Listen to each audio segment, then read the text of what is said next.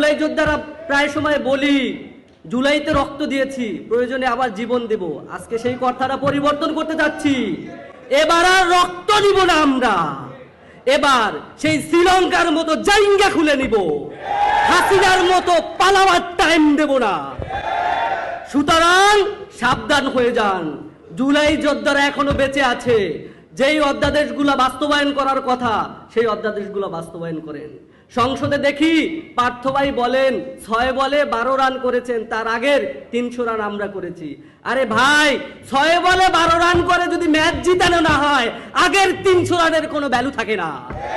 সুতরাং এই সব উল্টাপাল্টা বয়ান দিয়ে বাংলাদেশের মানুষকে আর ভূগোল বোঝানো যাবে না। এদেশের জনগণ যখন ফুলে ফেসে উঠবে, তখন সেই নৌকা সমুদ্রের ঝড়ে চূর্ণ বিচূর্ণ হয়ে যাবে। কোনোভাবেই আপনারা পার্লামেন্টে টিকে থাকতে পারবেন না। সুতরাং গণভোটের রায় মেনে নিয়ে জুলাই সনদ বাস্তবায়ন করুন। জুলাই সনদ বাস্তবায়ন না করলে জুলাই যোদ্ধারা, শহীদ পরিবাররা, সারা দেশের জনগণ নিয়ে আবার ঐক্যবদ্ধভাবে আন্দোলনের ডাক দিয়ে প্রয়োজনে সরকার পতন করব। সুতরাং সাবধান।